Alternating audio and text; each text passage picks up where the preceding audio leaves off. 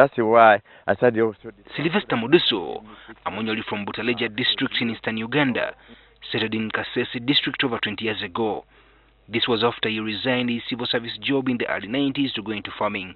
He started out with mangoes. In the early 2000s, Mudusu diversified and added guavas to the list of fruits he was growing, and he says this has significantly changed his life. What I did, I started with the guavas, which gave me a quick capital to use. The maturity period of this guava is only 2 months to flower, because I'm on irrigation basis. Mudusu owns 2 acres of guavas along Mubuku irrigation scheme. These guavas, well, they are very sweet. They have got market. He grows the apple guava, which is white inside, as well as the strawberry guava, which is red inside.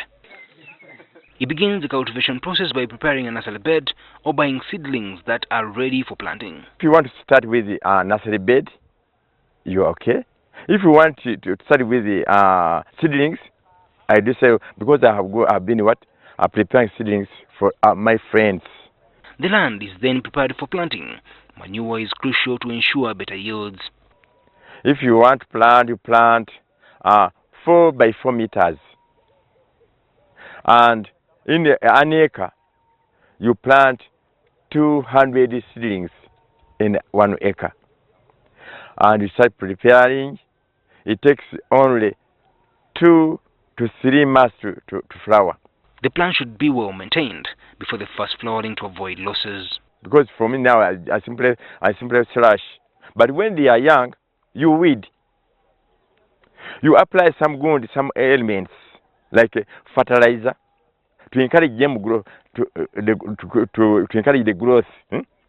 But you weed only twice, then the third you start harvesting. Mudusu explains that the guava are prone to attack by a number of pests like white flies, which make the fruit rot. So after hatching, it doesn't come out. It becomes the maggot.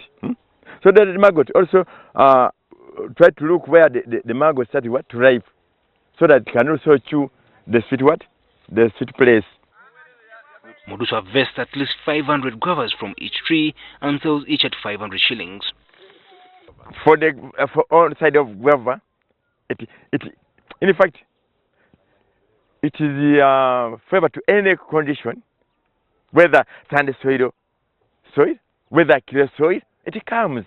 This farmer believes that compared to other East African countries, Uganda has the potential to supply the world with a variety of fruits. He emphasizes, though, that the farmers have to be organized. God gave us a gift. He gave Uganda wonderful soil. You go to Kenya here. Kenya, you eat a mango from Kenya. And if you eat a mango from Mudusu and you eat a mango from Kenya, you can vomit. Because Kenya has got very poor soil. Especially from Nairobi. You find a good soil when you reach Nakuru. You say, sure. When you reach Mabira Forest, you say, what a wonderful soil which God gave Uganda, but we don't use. He also believes that the unemployment problem can be tackled through farming. You know, always a cow produces a cow. It doesn't produce what? A goat, no. Always advise my boys not to disturb the government. This is what man is. Ivan Chimuchigozi, NTV. It's very sweet.